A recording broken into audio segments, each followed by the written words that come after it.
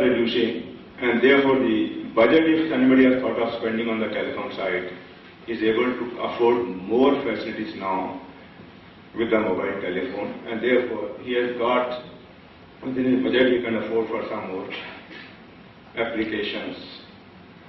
And further, in the as far as urban area is concerned, slowly we are used to using these mobile telephones as well as internet for doing a lot of our commerce activity, lot of our information activities, apart from entertainment.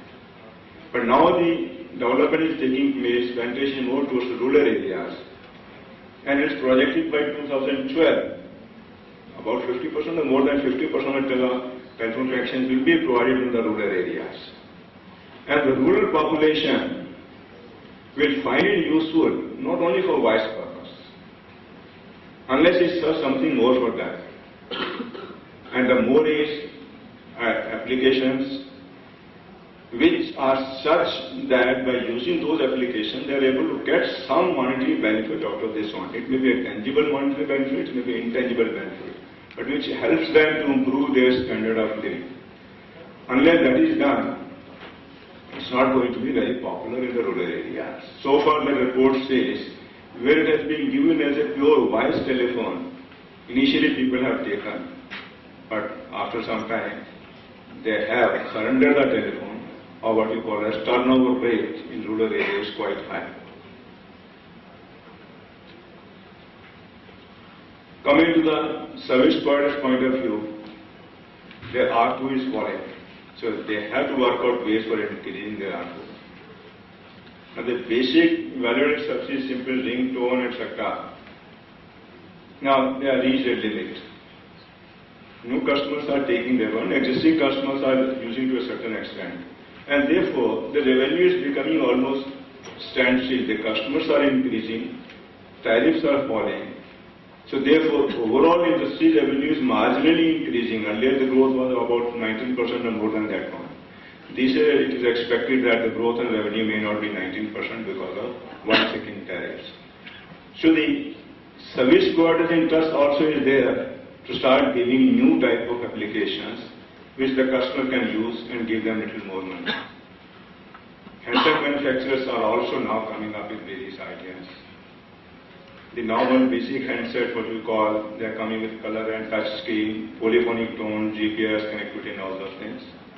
Then handset prices are also falling. And you know, smartphones which are coming now, with larger screen, greater processing power, etc. They are in a position to provide further, what you call as good applications on a bigger screen which customer can use. So now, therefore, there is a need for us to develop applications. There are a large variety of applications. Few I have just listed for the sake of talk. You know much more than the applications. Video portal, location-based services, mobile advertising, near-field communication, then mobile internet social network, remote access network, and telecom technology, IT development and hands-on are capable of providing all these facilities. So there is a need of providing mobile applications, and the ecosystem is getting enabled for providing large variety of these applications. Important aspect here is that we have to take care of the security of the network is very vital. Unauthorized access to be taken care of, malicious and unrestricted content delivery, network disruption. Now, as far as customers are concerned, they are interested in a comfort level, that is how easily they can make use of these applications and how the confidentiality of their transactions and information is maintained. And secondly is what you call as the success of his transaction. When I'm using the word success, I mean to say is particularly when you're doing commerce related transactions, and if at the end of the final completion of transactions the network fails, I'm not very sure what has happened. I'll give an example first for banking and then to our telecom network. Banking, when the RBI introduced that you can use any ATM issues came up. People have used the ATM, decided the amount to be withdrawn, everything is complete. At the final stage, it timed out and says transaction failed. And there were instances where the money was debited from the account of the person who had done the transaction, but he never got the money in his own hand. Now this is known to both banks, but the money was never transferred or credited back to the customer's account. The bank had to intervene.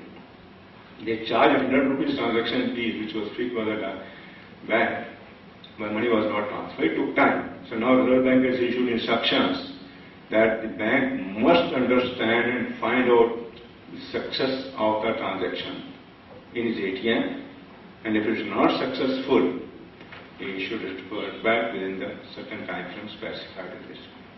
Similarly, coming to the mobile, I'll tell you my own experience.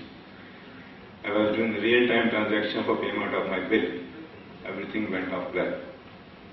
At the last, when he asked me to give my credit cards, that last 3-4 digits which they asked, I felt that once a transaction failed. Bill was not really paid from my account, the amount was debited. So I wrote and immediately came back. But what is important is, in this busy life, if I have to keep a track of each transaction, what my money has been debited from my account, credited from my account, it will be difficult. Similarly, credit card transaction.